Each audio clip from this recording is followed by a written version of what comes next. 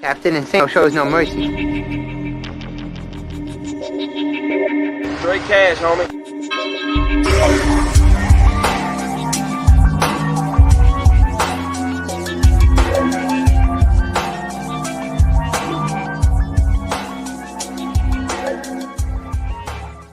Hold on to your butts. What's up, everybody? Welcome back to the Basement Monsters Game Day podcast on SportsZone Chicago. Special edition.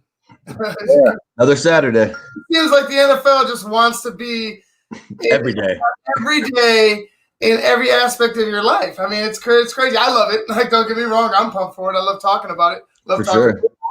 But, man, it's crazy. Like, you have championship Saturday in college. You got some NFL action.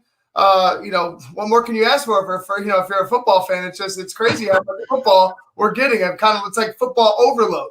Yeah, go Gators. Yeah, right. Hey, I'm hoping. Yeah. I like an upset. I mean, we saw. Hopefully, well, I was hoping that we saw an upset with Northwestern. Almost. They pissed it away, man. It seemed like Northwestern, like some of the questionable play calls. Mm-hmm. From that offense, when you have Ohio State right where you want them, you have them pretty much a pin in the corner, and you just continue to allow them to make big like those reverses. Like, you should have known, attack. Like, They were worried about the big play, just dink and dunk and eat everything that they give you. And right. I thought Northwestern didn't do enough, and it is what it is. Ohio State's a Big Ten champion, per usual. Right. What's new? Per usual, Ohio State's a Big Ten champion, and good for them. Kudos to them. Good luck good luck here on out. But anyways, let's talk about NFL action because that's what we do. First game, Bills and Broncos. It's a big game for the Buffalo Bills. If they win this, they will have clinched the first division title since 1995. Wow. Right. Yeah, they better not sleep on Denver though. No, they better not. Because Denver's got, they've got, I don't know if, I know Lindsey was questionable, but they still got those two running backs, man. I love those two running backs. And then they also got that Noah Fant. They got that Tim Patrick's coming on. Jerry Judy's still there, which I don't know how much he's going to get involved. They haven't really been messing with him too much, but Denver's got some, if Denver gets off and gets going, they could do some damage. They have Gordon and Royce Freeman, the other two. Right. But they can do damage. No, right, and I would like to see it seems to me like Melvin Gordon is finding that extra gear. Maybe he's just I don't know, maybe it's just a push from the Broncos, but I feel like Melvin Gordon is finding his old form. You know what I'm saying? He had that knee injury. That was devastating when he was with the Chargers, and then he got an opportunity again with the Broncos once he left there, but this looks like he's more comfortable. It looks like he's comfortable running. So, I enjoy it because I like running backs, and I like Melvin Gordon when he came out of Wisconsin, and it was sad to see him go down. But if he can find that form, man, Denver's got three horses, and because they have Royce Freeman, who started and who's played before, so they have some talent out there. I just, we'll see. We'll see what they can put together today against what should be a motivated Buffalo team because, come on. It better be. First division title since 95, bro. You had to deal with Tom's ass all these years. Like I'm sure Bills Mafia is pumped and ready to go. They're gonna be breaking tables all day if they win this game. Oh yeah, dude. I got buddies that are Buffalo fans, and they're posting left and right now. Yeah. Yeah, it's good for them. Like I said, just good for them. I hope it's a good game. Like, you have the number 15 defense in Denver and the number 19 defense in Buffalo. And, let's go over to Denver side, the defensive side. They have Bradley Chubb. We know oh, my God, I'm forgetting his name. Von Miller? Von Miller, thank you. How do I forget Von Miller? They're without Von Miller today. But, they still have a foundation to be a solid defense in the future. And who the defense is run by. It's run by old Vic. Right. It's run by old Vic. Yeah. Baby, come back. Like, right. Come back to me because it's been rough. I mean, I don't want to get into the Bears because we're going to talk about that tomorrow, and that's it's a whole other can of worms. And I just feel like with Vic, he's got this Denver team. They're sitting at 15, and if you can remember, right before 18, Vic had the Bears in a similar position. They were starting to accumulate talent on that side, and Vic had them playing an attack type of style, right? Right. So for me. Like, this has all the makings of a defense that's about to go from middle of the pack to top 10, top 5, maybe next year. And if they could find a way to help out Drew Lock, because I think Drew Lock's going to be all right in Denver. It seems to be catching on. Yeah, if they can find a way to help Drew Lock, I think Denver's going to be something to talk about. I think Vic is going to solidify his spot as a head coach next year. It's just a feeling I have. Call me crazy. But this looks like 17 Bears defense about to turn the corner the year after. Yeah, they got places in all the right places. Our pieces in all the right places. I'm sorry, but yeah, they're good to go, man. They're, like I said, to get another big pass rusher. I don't know. I think Von Miller's actually a free agent at the end of this year. I'm not sure, so we'll see what happens with that. But you still got young talent out there. You still got Chubb out there. Like Denver, I think is going to be okay. It's like you said, with Drew Lock. I think Drew Lock has kind of flipped the switch. It kind of like starts grasping it now. I think he feels comfortable with like Fant and Patrick and all the receivers. And I think next year maybe they take another step. And if they bring in some more, if all he has to do is, if they can keep him to those games we see where they only throw 22 times and that defense can hold steady and they can score, he's going to do nothing but eat out there. But the division they're in, you got the Raiders coming on, you got the Chiefs being the Chiefs, and the Chargers could make a few moves in the offseason and be good too. So it's going to be a tight division. Man, we got another game, and I don't want to get to the second game. The second game is actually going to be interesting as well. But one team is pretty much solidified their spot, and the other team is, just finishing out the season. You got the Panthers and the Packers, and like I said, we'll get to the Panthers and the Packers later because I really wanted to get to this game because then I got to go run out and get some groceries. So later we'll get to the Panthers and the Packers. Luke, remind me. But right now, let's go ahead and continue with this Bills and Broncos game.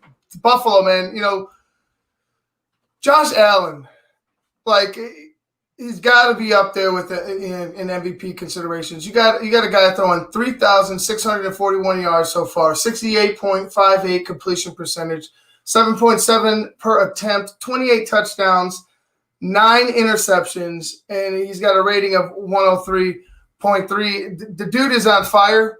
The Buffalo Bills run through Josh Allen. Literally, like they both run and pass through Josh Allen. Because if you go on, you go to the another phase of the offense, the rushing game. Devin Singletary has 135 carries, 576 yards. The second leading rusher is guess who? Josh Allen. 93 carries, 350 yards, and 6 touchdowns. And I know you get those quarterback sneaks, but hey, 6 touchdowns and 6 touchdowns, man. You know what I mean? They put it on the board. The stats are stats. They're there for a reason. He did it. So for me, Josh Allen, man, MVP. Like if the Bills win out, they sold the division today. They win out. Man, I don't know if you could say anybody else in the regular season is an MVP but Josh Allen. We thought it was Russ for a while. I believe in Russ, but then you saw, and I kind of blame. I mean, Russ kind of fades in second halves of the season anyway. But the defense is kind of to blame there too, because him and DK trying to be Superman. Yeah, right. Mario Brothers out there trying to go ahead and conquer the entire. It was too much. Right? I just felt he was trying to do too much, and he ran into some problems when that team has issues as is on defense. But I digress. Like, Josh Allen has kept this team when they got their asses kicked. We called that game against Tennessee. Remember that game? Yeah. Oh yeah. Tuesday night game. We called that shit against Tennessee. Yeah. They got blown out, and when I was like, man, I think Buffalo's gone. I think they're done. Like, I think that's it. We're calling it. No running game, no defense. And then all of a sudden, the two things that we were pointing to, the defense, the lack of energy and lack of pass rush, and the running game, they started to come around. Part of that is because of Josh Allen. Well, on the offensive side, because of Josh Allen, because you can use him to run. And Devin Singletary has stepped up. I mean, let's give him credit as well. But and on the defensive side, they've been there. They've been effective. They didn't really get to Ben as much, but they were effective in making him flustered and causing him to go ahead and try to move left. Like as we said, Ben trying to go laterally instead of and try to roll out is not the Ben you want anymore. Ben can't run. No. Ben can't run. So you need a clean pocket for Ben. And if they did a great job last week. They've been doing a great job ever since that Tennessee game. I just feel like the Buffalo Bills, and I told you, I think it might be Bills-Rams in the Super Bowl. Like I know I said Colts and Cowboys, and you could just I feel like the Colts still have a shot, but you just go ahead and bury that one. Yeah.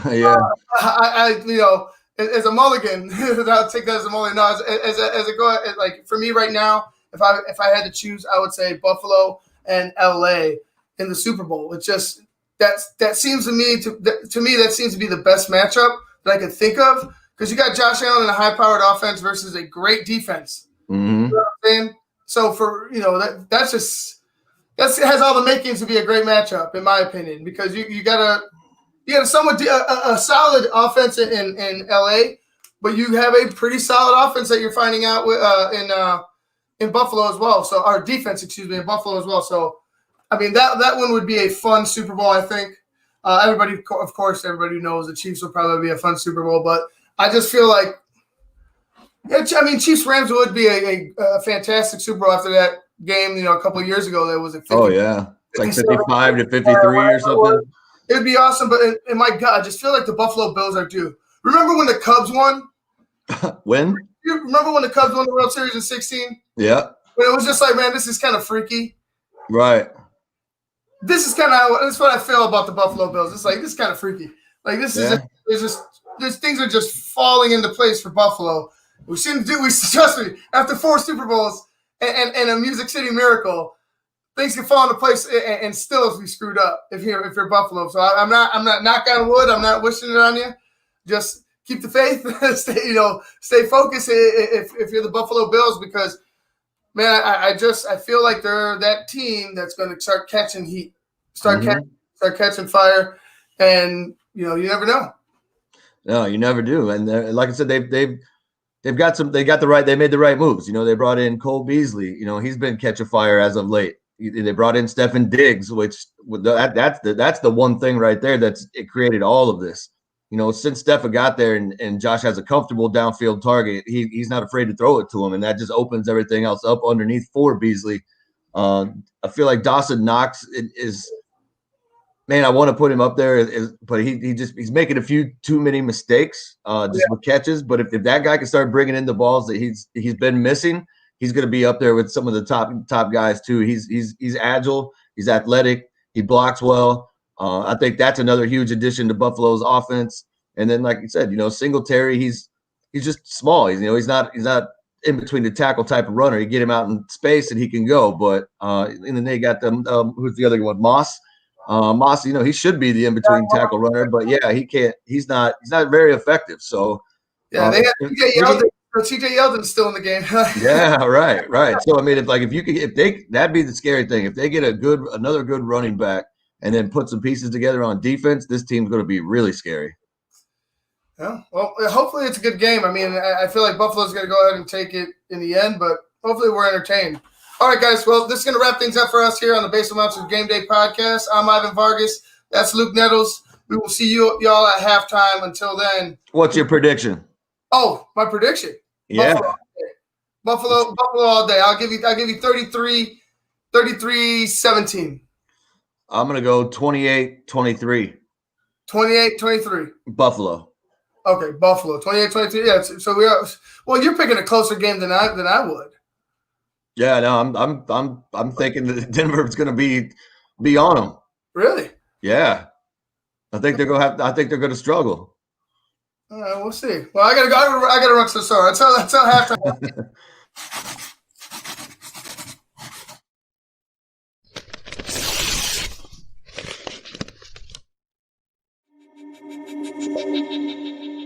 Captain Insano shows no mercy. Straight cash, homie.